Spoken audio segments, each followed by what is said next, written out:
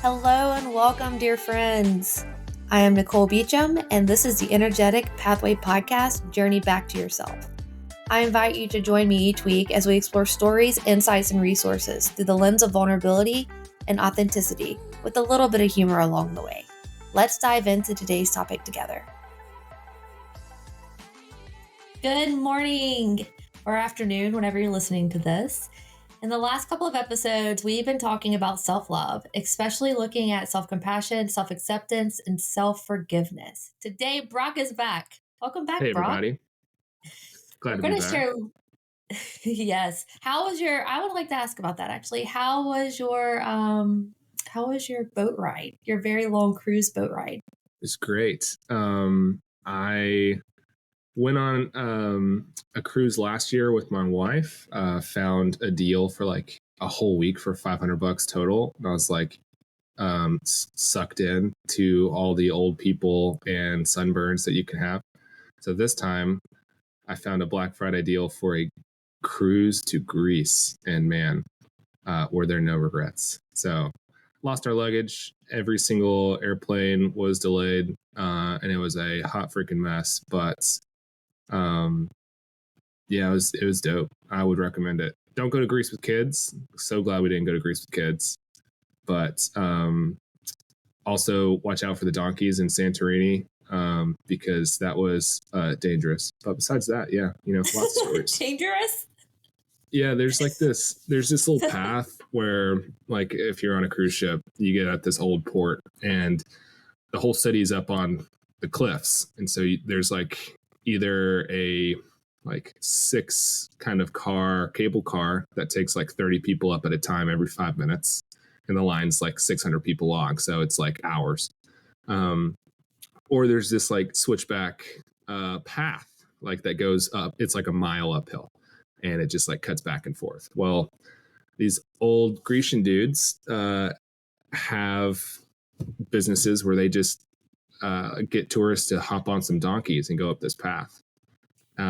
Donkeys do not listen to the tourists standing in front of them on the path and decide to just charge downhill. So like you'll be going and there's little alcoves and stuff, but we would like literally jump up on the side of this path to not get trampled by a herd of donkeys multiple times. I got headbutted once. There's this little Greek family with like a 6-year-old that came up, and the 6-year-old was just losing her shit, like just screaming and crying.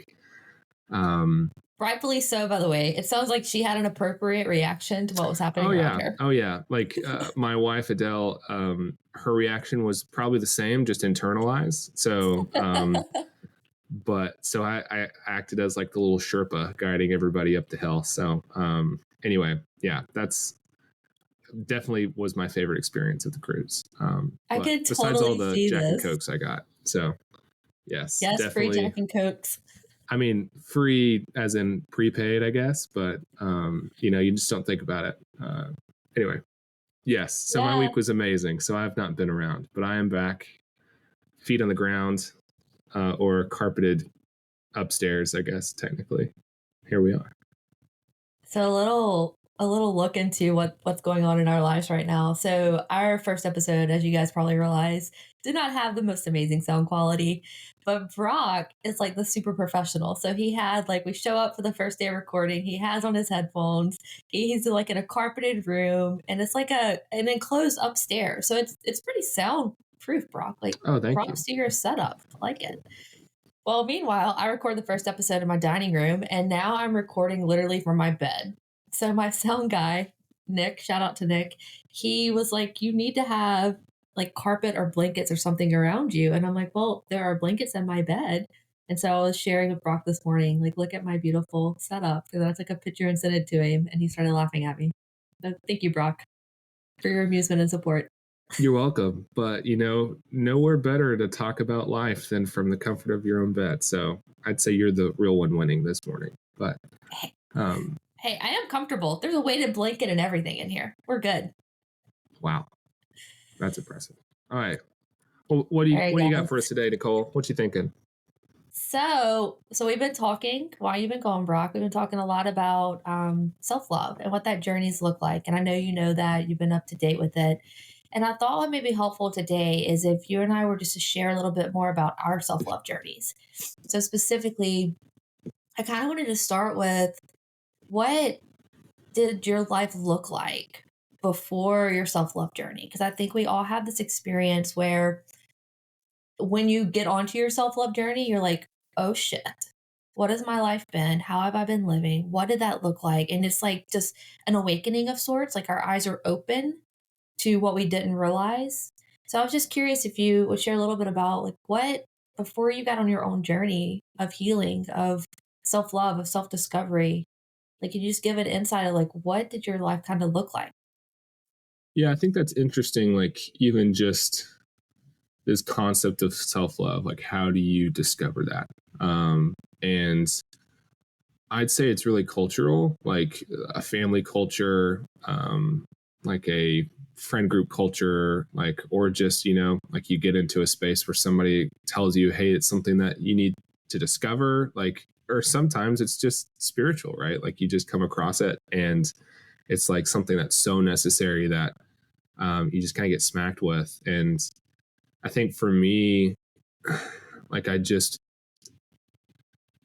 was raised in a culture where you just kind of like pretend you're okay. Like it's not because no one cares, it's because everyone puts on the strong face and you get up when you get hurt and you keep on going. And so for a lot of my life, I just was conditioned to not internally process what was going on. Like, and if I didn't internally process, then it wasn't a problem, right? Like if nobody asked me about myself, then there was no processing, right? Like I was able to compartmentalize so well that um, it just kind of, I don't know, like it just kind of became something that I wasn't aware of. And as you get older and you're not aware of what's going on in yourself, then you make these habits that um,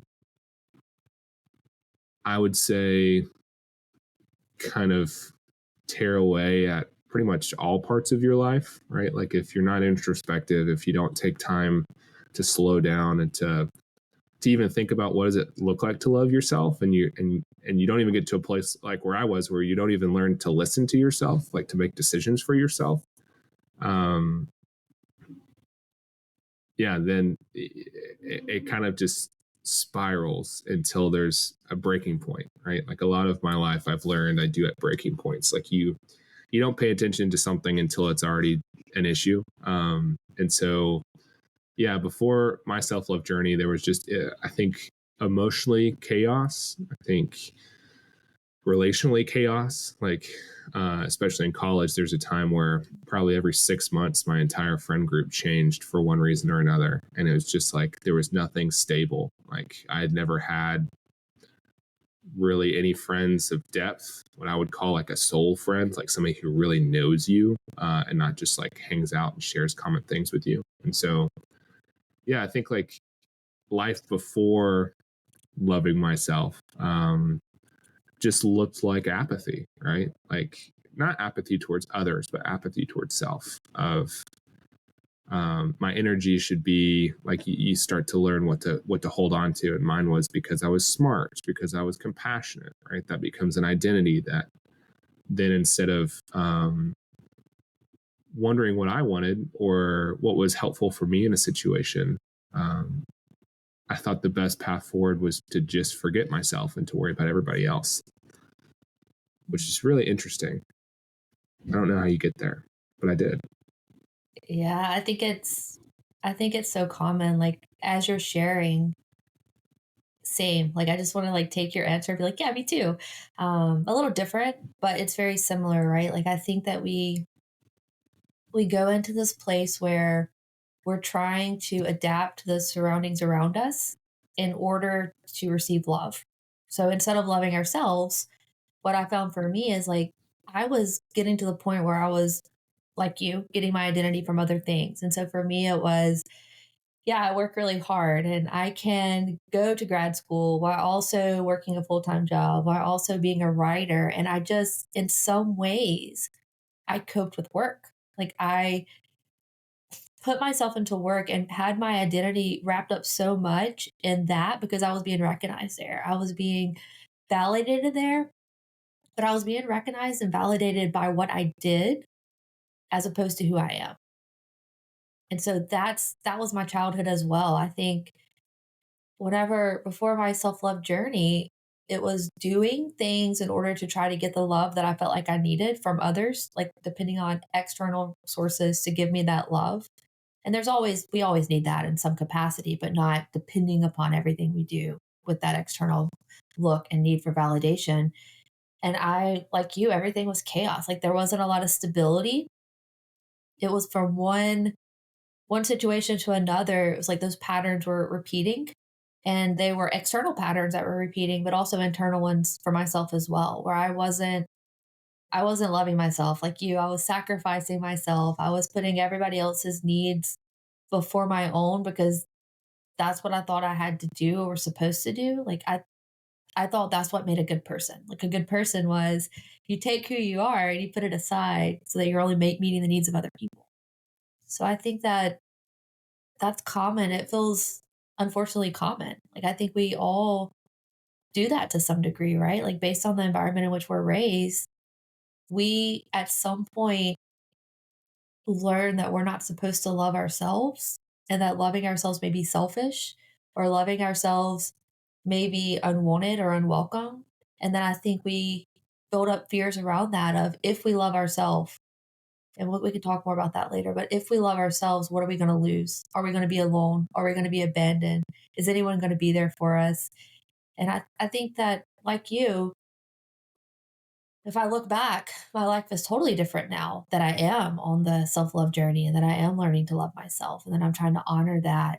And previously, yeah, it was chaos. That's a great way to put it. It was disassociated chaos. I was so checked out from my own body, from my own experience, from my own internal dialogue that I wasn't loving myself and I didn't even know it. Yeah, let's unpack some of that. Like I think this word that or concept I've really been digging on when thinking about this stage of my life is this concept of performance, right? Like I think that's really cultural and like millennial and kind of like that Gen X like generation where it was all about what you're achieving, what you're doing. Identity is tied with outcome, not just action, but like outcome of action. And so like I don't know, like what about like this whole like finding identity in the things that you were doing like contributed to this like season of chaos, right? If it's this word of chaos, like how why is it that chaos comes alongside of performance like for you? Like how did that play out in your life? Yeah. So I think it was in the environment that I was in and the way that I was raised in a large degree in my marriage. Like everything was chaos. Like truly around me, everything was chaos. And when I was younger, I like we're born into the situations we're born into and like we don't have control. Like we're dependent upon our mom and our dad and the structures around us to like go to the grocery store. Like we can't go to the grocery store as a toddler by ourselves and like get our own food and like cook our own food and drive ourselves to school. And so growing up in an environment where everything was chaos, I think that I was searching for some sense of something I could control and I could control my performance. Like I could control like when I went to school, like I can control whether or not I made good grades. I can control if I showed up to class, paid attention, listened to the teacher, if I did my homework, like all those things were things that I had control over when I didn't have control over much of anything else in my life. And I just really think that that carried with me through my adulthood. Like I think whenever I became an adult, like that pattern stuck with me. So it's like it was a way for me to feel like I had control of something, so the whole world wasn't shifting under me. Yeah, it's interesting because for me, I would say the chaos comes from not being able to control the performance, right? Like not being able to control the outcome is what gave me the chaos. Where it sounds like for you, it was you had the ability to control the outcome with those things in your life. And that's, um, I don't know, that's so interesting. Like how for two people, it's the same struggle, right? Can portray itself differently, like based on what the things that we're finding identity are. Like for me, it was less about like doing my homework and all of that, and more so like knowing how to get people to like me, right? Like it's like trying to control like my like people's perception of me, not really like the outcome of like a test or a grade or a college acceptance or like none of that stuff I could really care anything about. But it all came back to, for me, like people liking me, and the people that didn't like me, like them not liking me for a real reason and not just like something they make up. Like and like really trying to control the way people see me, and obviously, right, you can't do that. And so that, I think, is what broke me, is like coming to a space of, as hard as I try and as good as I do, it is never enough. Like somebody is always going to just drop me, or somebody is always going to um just make up rumors because they want to. Like I don't know, like, and like it wasn't until college that that stuff started, because like I came from a small town, like there wasn't a whole lot of drama, like, but it was interesting like being faced finally with like not being able to control what kind of helped me deal with the chaos. Like it all fell apart really quick. Like I wonder for you, like when was that breaking point? Like in the chaos, you were able to control it all. Like what broke that taught you, hey, maybe I'm not actually loving myself. I'm just loving the things I do. Yeah. I have chills as you ask that question because I know the answer. And it was both the hardest time in my life and like the best decision I've ever made in my life, which is a really difficult thing to say, but it's true. Um, my marriage. I was in a marriage where no matter what I did, it's kind of like you. And this was his own pattern, his own stories as well. And I love my ex. So like this is nothing about him. This is about me and my experience in that relationship. And I did everything I could. Like I tried kind of like where you were just sharing to perform. So like I, would cook meals and I would try to do all the laundry and I would try to make sure I had as much money as I could coming in and I would try to go above and beyond in every way. And I just realized that I was like you trying to control um his perception of me and trying to earn that love. So it's like if I do this and I'm not getting the love that I need, then I need to do more. And if I do more and I'm not getting the love that I need, then I need to do more. And just at some point, it got to the point I was like, it doesn't matter what I do. Like I can't. I'm in a situation where because of his own stuff that he has going on with him, he can't give me the love that I need, right? And that's because honestly, looking back, like he wasn't loving himself, but also like I was expecting love that's really not his responsibility to give me because I wasn't loving myself. So it just got to this massive breaking point where I just realized very quickly and very, very authentically that I couldn't do it anymore. Like I couldn't try to get someone to love me or to make them love me anymore.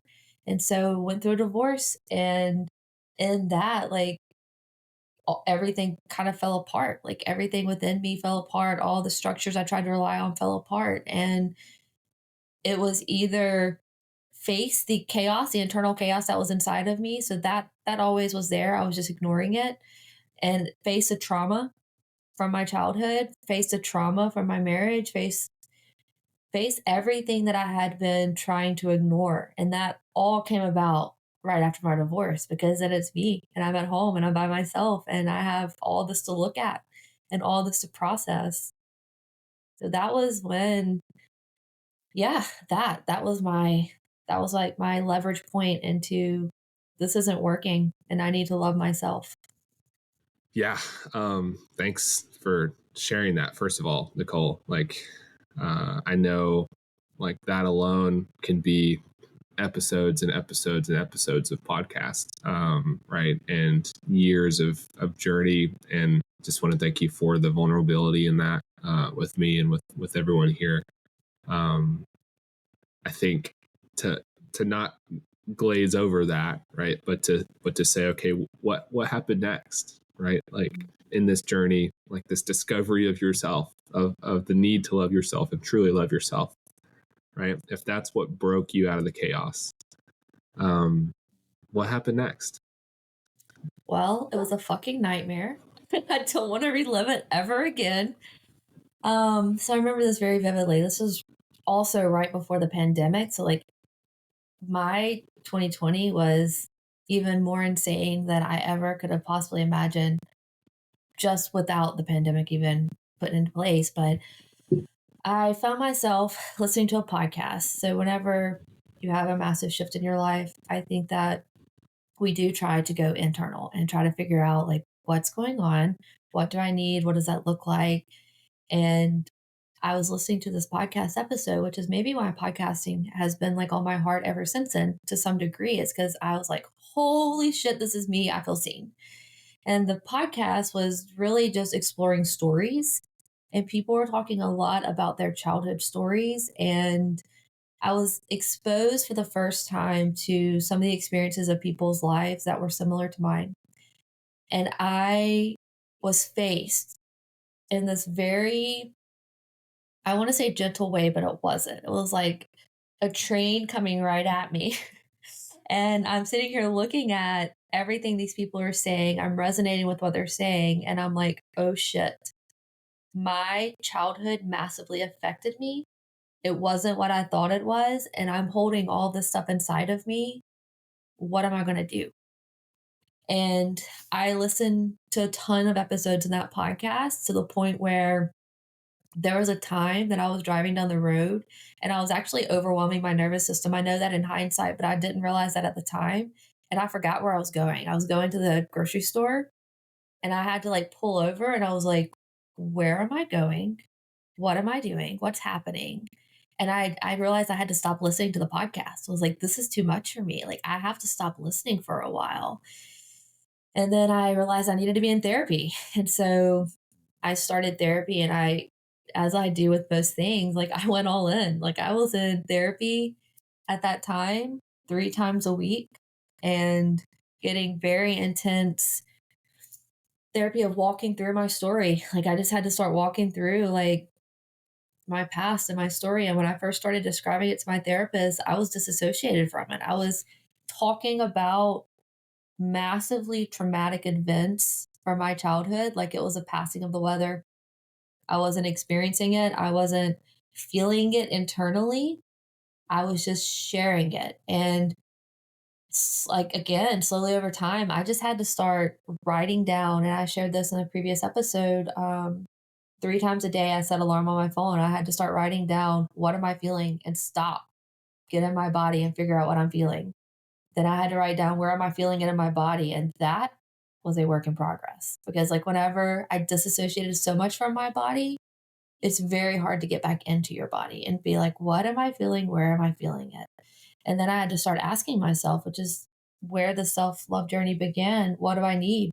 And whatever I needed, I had to start honoring it. Because honestly, at that point, I didn't have another choice. Like there was no other choice. And then the pandemic hit and I found myself isolated from people and I love people. And I found us behind mask and it was hard for me because I am such like a person and my daughter's the same way where like I read and feed off the energy of others and I feel like the masking just changed my ability to see other people's facial expressions, to see their reactions, to see their yeah, it was a dark night of the soul and it was so dark.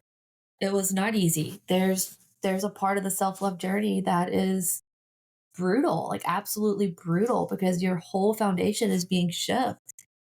And I think that's important to say the and. I would do it all over again to get to where I am now. 100%. 100%. And I'm curious to hear about that part of your story, Brock. So, like, when you're sharing, like, you're in college and you're like, this isn't working for me anymore. So, like, you picked your breaking point. You said what your point was, where you're like, this is a big deal and things have got to change. What did that look like immediately after? Yeah. Immediately after looked like me um, hiding from myself still, right? Like my healing came very slowly and is still in process, but came honestly, I would say after year one of my marriage. So it took 4 years, right, for me to heal from some of these things. I think my breaking point came from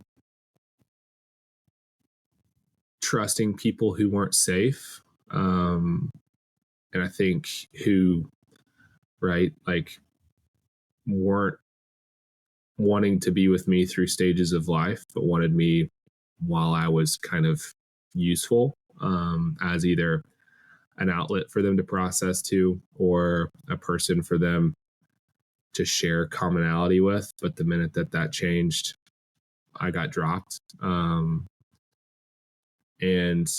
I would say I was a lot at fault for a lot of those things, just not really knowing how to stick up for myself or how to communicate effectively due to insecurity or due to just like rage at injustice, right? Of people getting away with lies and those lies eating away at the way people saw me whenever I wasn't even involved. Just really strange things happening. And I think it started to teach me that not only did it not matter what truth was, but I had no value, right? And it wasn't until I lived life on life with somebody, and just was given just such tremendous grace to have the partner I do that was willing to be so patient with me to speak and re-speak truth over me and over the way that I have value and the way that I am seen, that I really started to realize not just that I need to love myself, but that there is something to love, right? Like I think for a long time, it wasn't that I didn't understand that I should be loving myself. It's, I saw so low of myself that I didn't really realize there was a concept of, that I deserved love. Just because of the lies that I like, the way that people treated me was so unloving that it's like, well, that must just, if enough people do it right, then it must be true. And I think that was something it took me a long time to figure out, like, that's not the case. Just because everyone around you is telling you something doesn't mean they're correct, or just because you run into a situation like that doesn't mean that's what's in store for you. And so I don't know if that makes any sense, right? But I think immediately afterwards, like, there was still the chaos, the pain, how deep it was. It's not like you come to a realization and now you're solved, right? Like you're talking about with your podcast and your journey and the years. Like it's like almost coming to the realization of where you're broken is the worst part of the process, because now you realize how broken you are, and now you realize, oh, like there's so much to do.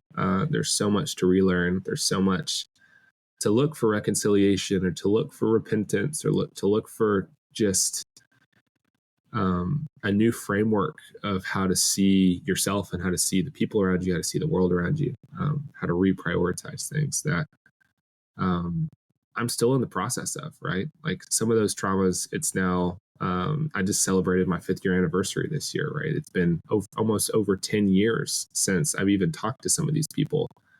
and I still have trouble, right? Like I still have a hard time. I still have thoughts in the day that then bring me back.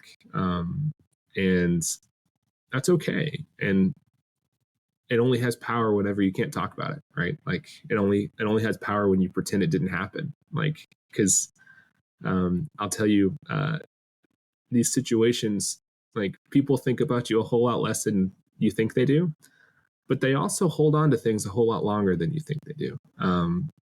And I don't know, like I thought escaping and just hiding from people or not talking to people anymore would solve it. And what I realized is things don't just go away. Um, it doesn't just go away. And like I was worth digging into it. Um, and I don't know, that was powerful. I think that changed the trajectory of my life. It definitely changed the trajectory of my marriage, the way that I communicate with my wife, the way that I value her and see her, right? Is not now just because I am so lowly that it doesn't matter what I think.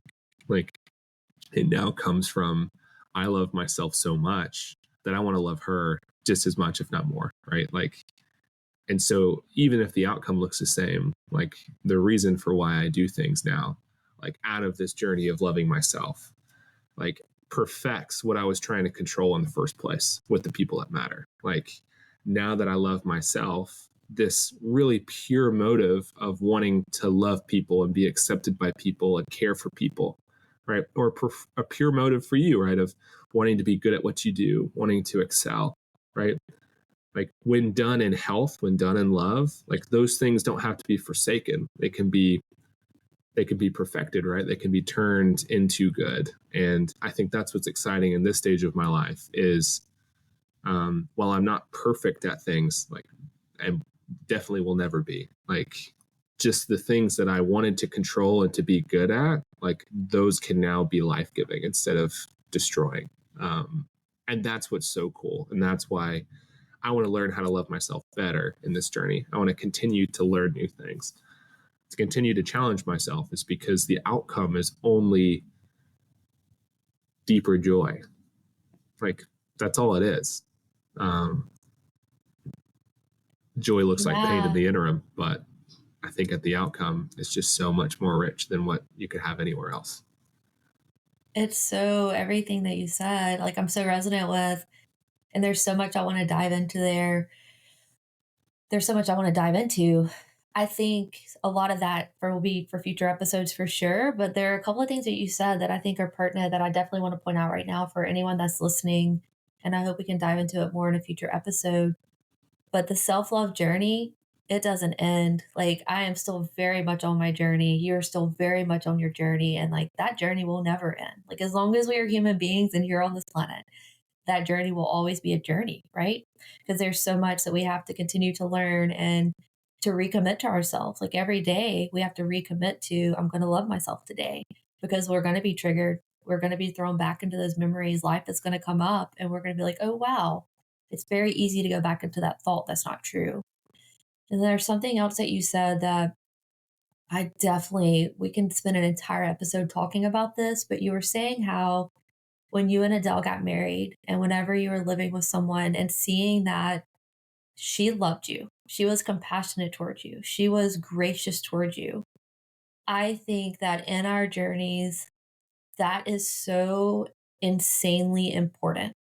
And that is why therapy was so helpful for me and is to this day so helpful for me. Like, and this is raw and authentic to share, and I'm happy to do that. But I truly feel like my therapist became the first place in my life that I truly felt safe, loved, unconditionally loved. I think that that word is very important, that no matter what I did, no matter how I showed up, I was going to be loved. I was going to be cared for. I wasn't going to have love or care withdrawn from me. And the patience that she demonstrated with me, and it's in relationships. Like I've had to demonstrate patience with her as well. And like her humanity comes up and my humanity comes up.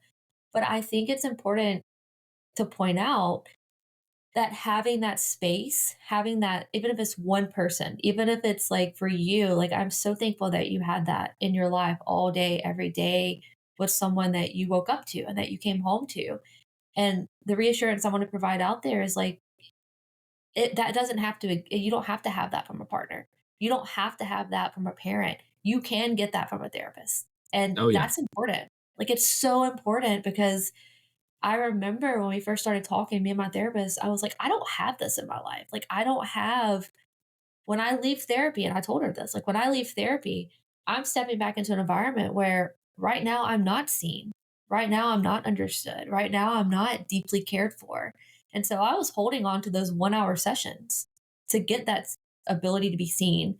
And the cool thing is, yes, it's taken time. It's taken a shit ton of work on my part. It's taking risk showing up in therapy and saying things I didn't want to say because I was afraid she was going to leave me. And I'm sure you've had those situations with friends in the past as well. And with Adele, it's like, man, I'm going to show up and she may leave me if I say this, but I got to freaking say this.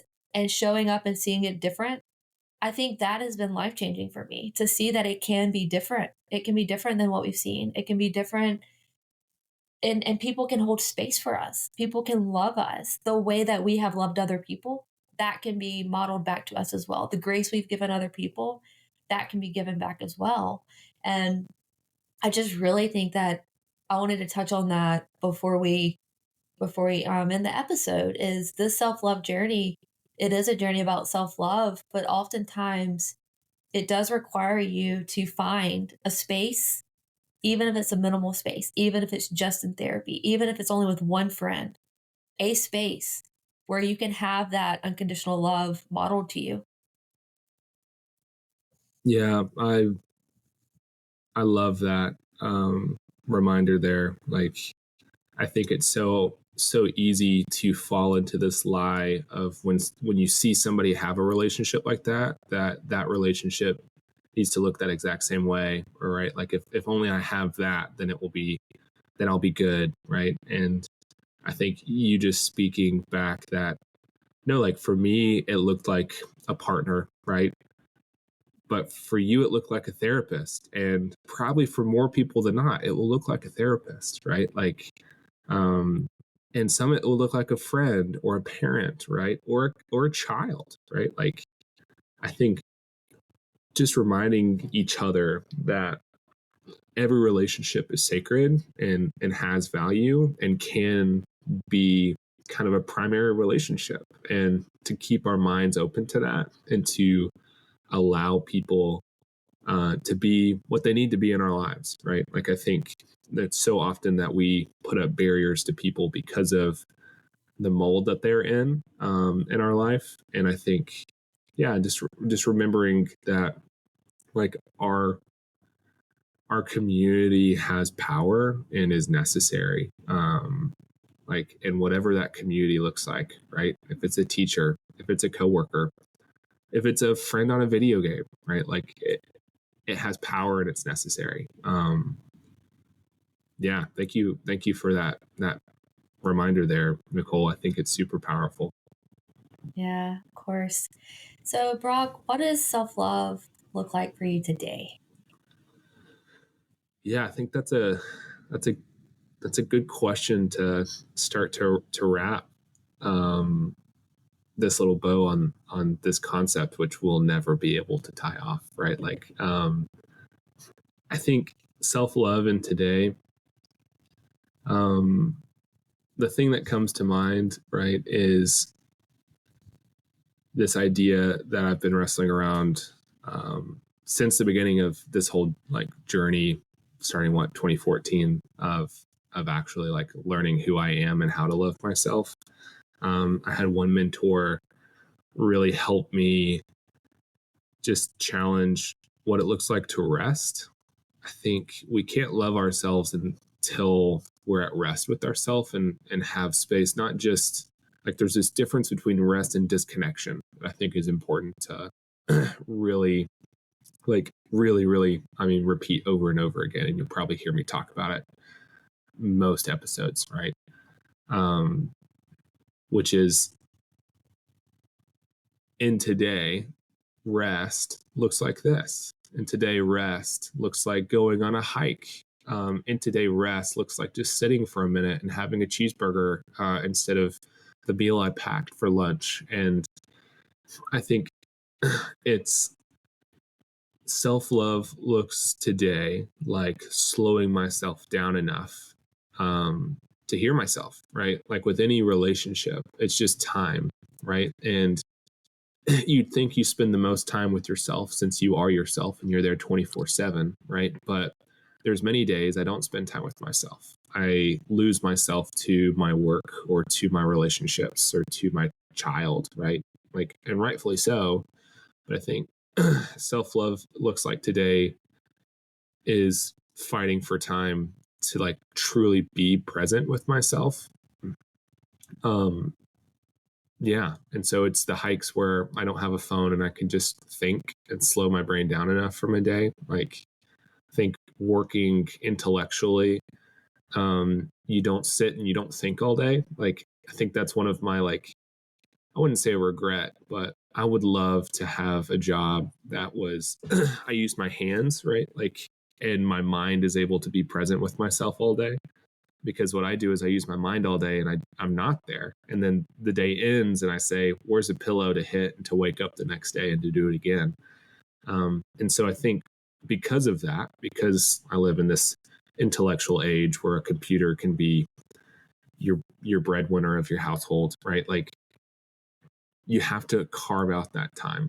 And for me, it doesn't look like a certain thing or a certain rhythm, right? Like, I would always get so pissed off where people are like, I'm able to get up at 6 o'clock and go to the gym for 2 hours and have all this time to start my day off. I'm like, that's just not me, man. Like, it's just not. And so for me, it looks pretty much different every day.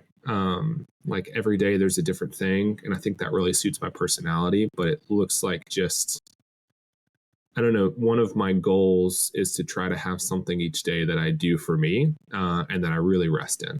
And that's what it looks like. It's as simple as that in today. Yeah, I love that.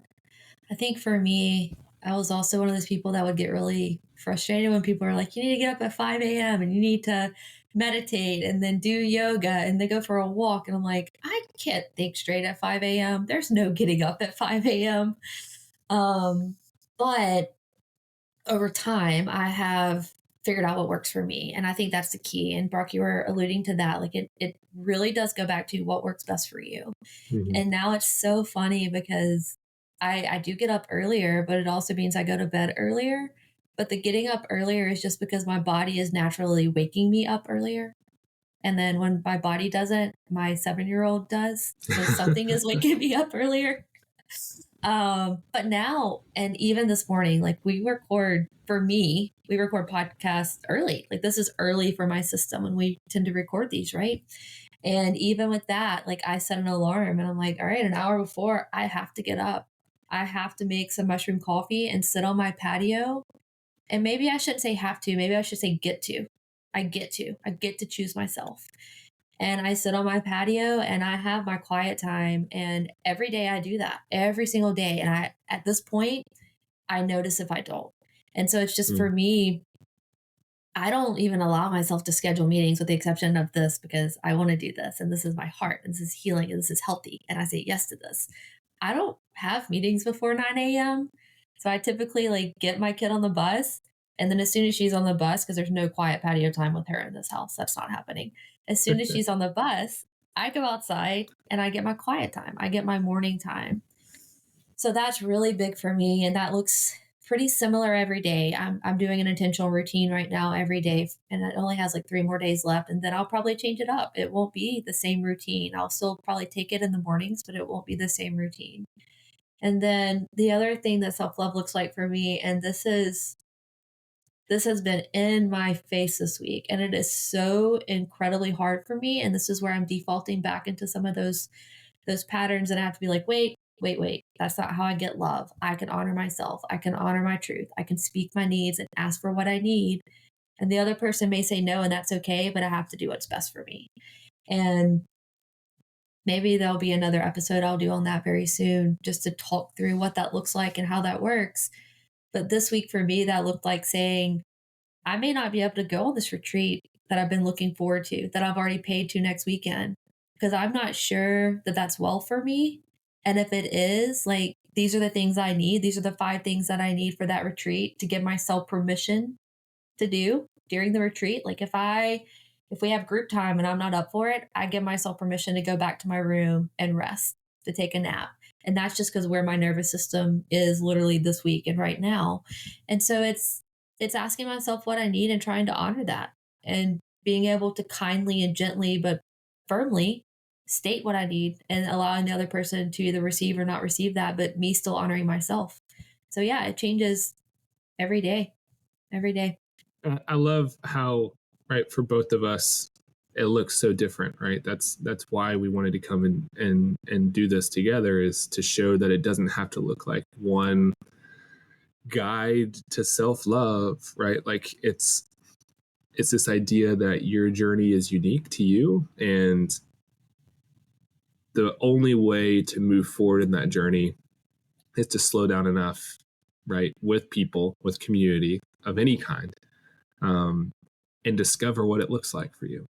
And it does come, it just takes a lot of time and like years, right? Years of it being important and a priority. It's taken for me to realize, for me, it's not structured. And for you to realize, for you, it is structured, right? And maybe that's just because I'm not disciplined yet. And that's something I'm going to learn in the next years, right? That's probably the case, honestly. But like in today, like that's okay, right? And it can look like that. And that is winning in today, right? For me. And for you, it's okay. It can look like structure, and that is winning for you. And that might not be how it ends, right? But I think the beauty of this self-love journey is it doesn't end, and it doesn't stay the same. And just like normal love, right? Just like relational love, it's something that's dynamic and changing, and changes as we change. And right, like in the next season, to accept yourself for the way that it looks, and to not condemn yourself for it being different, right? Like I think it's so important. And I think that, yeah, that's what I want to end on, is just like don't condemn yourself for the way that it changes, right? Like whatever your love looks like, it's not, don't condemn yourself for being too late to it, right? Like, but also don't condemn yourself for not looking like somebody else's, because the minute that you start to hate yourself for it not being what you want it to be, is the minute that you've already lost, right? And that doesn't mean you've lost forever, right? But maybe it means that you're currently stuck. You're blind. You're lost. And I've been there. I've been there for years, years and years. And there is a way out, right? It just takes time. Yeah. So just to leave everyone with that reminder to be patient with yourself, to be gentle with yourself, to be loving toward yourself, and realize you're on your own journey, and where you are right now is okay. It doesn't mean that's where you're always going to be, but it's okay. You're okay. Where you're at's okay. And it takes patience and time. So that wraps up our episode today. And remember to check out the show notes where you can find some additional resources. And Brock will put some show notes in there about safely traveling in Greece and not being attacked by the wildlife. Oh, man. And please don't forget to subscribe to the Energetic Pathway podcast on Apple Podcasts, Spotify, and the Google Play Store. And as always, thank you for listening, and we will see you next time.